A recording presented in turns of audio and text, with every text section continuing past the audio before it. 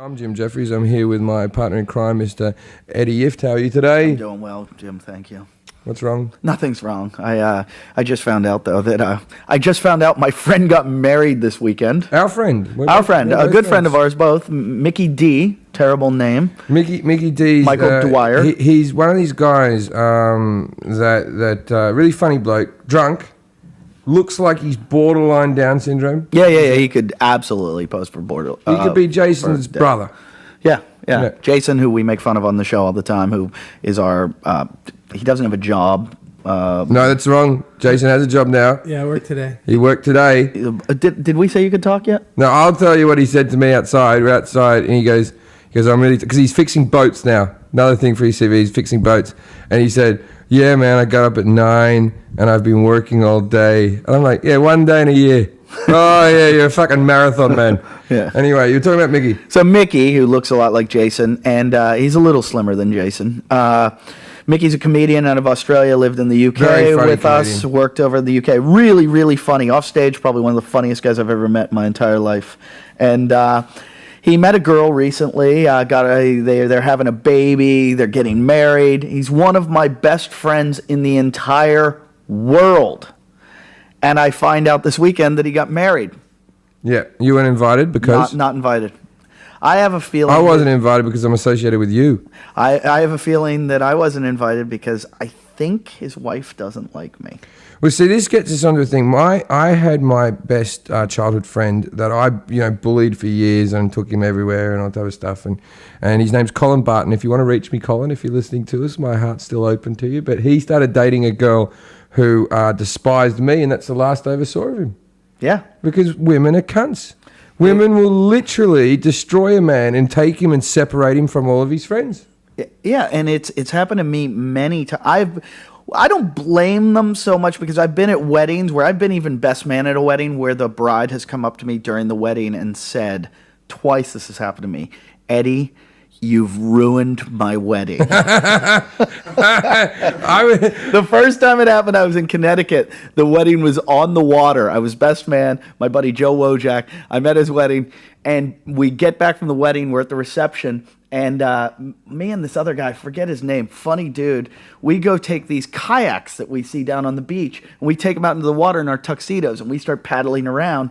And then he said, it wasn't even me, he goes, let's joust. So we start jousting with the oars, and the next thing you know, we both flip over in our tuxedos. His wife comes running down in her wedding gown to the beach and goes, what are you doing? We haven't even taken the pictures. So we have to take... Were they already married? They had just gotten married. It was time to take all the wedding photos, though.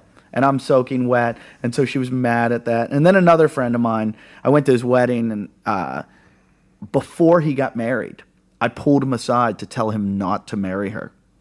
I pull him aside because she was a horrible human being. You've done that with me with one-night stands in bars. Like that's to another level. You've done it. Don't go home with it, Jim. You're gonna get AIDS.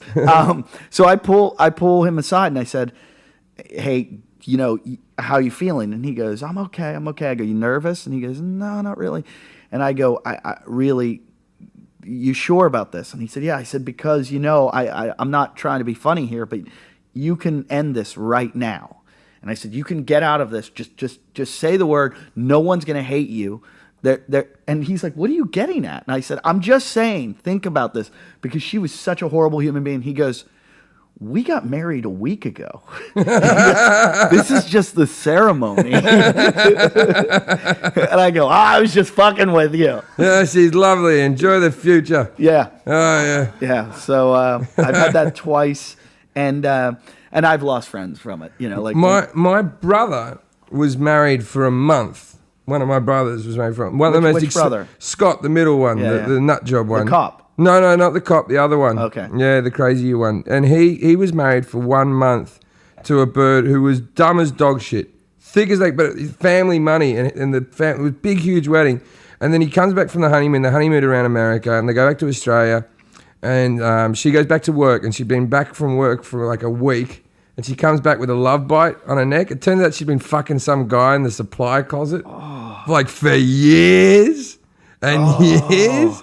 And then, she fucking took half his shit. They were married for a fucking month. She took half his stuff. Oh, she was an evil bitch, that one, man. I just found out, I was reading about marriage, and marriage originally was started so that it was like men would buy the exclusivity of their wife from the father so Right. that they would guarantee the paternity of their child. So they would know that if they had sex with the woman, that the kid was definitely theirs, so they would pay the father for that.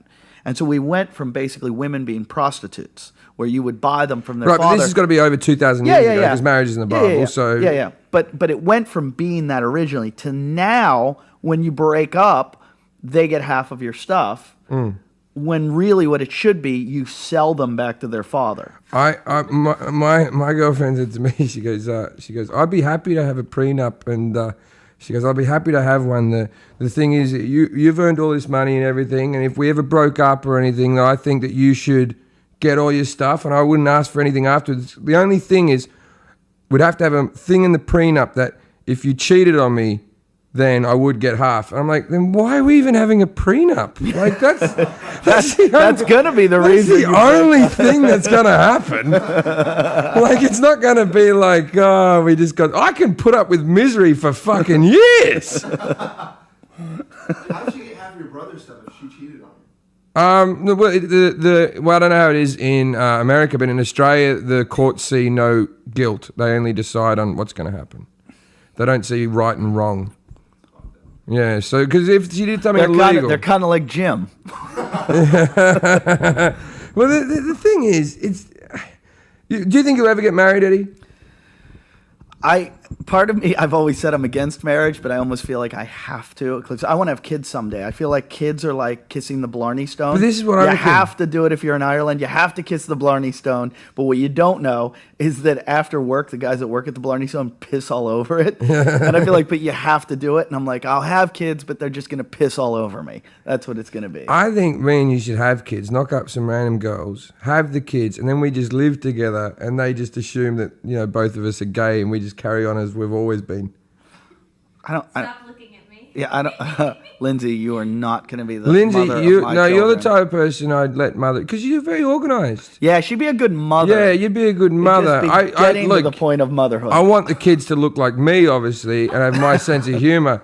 But your organisational skills. So my look and personality, and your handwriting's very nice. Yeah. You could have your handwriting. And if we do it, it's going to be artificial insemination. And also because I'm going to have a couple Asian girls jerking me off to get me to come, and then we'll slop it into your pussy. No. What we'll do is, because me and Eddie, look, I only want to take care of the kid some of the time, right? I don't want a kid full time. So how about we both father the one kid? Neither of us knows what it is. We both come in a cup and chuck it at Lindsay. I don't know. Is that how you get pregnant? I don't know. I think that's how you. No, she's going to have to stand upside down on her hands, spread her legs, I wonder- and then we'll just pour it in. You make me sound terrible. I wonder, Eddie, I wonder if mine and yours cum is actually like oil and water. Like it would actually separate in the cup. Like you'd know which one's which. I wouldn't even come in the toilet and not flush the toilet. I'd be afraid you'd scoop it out and put it inside Yeah. you. Yeah.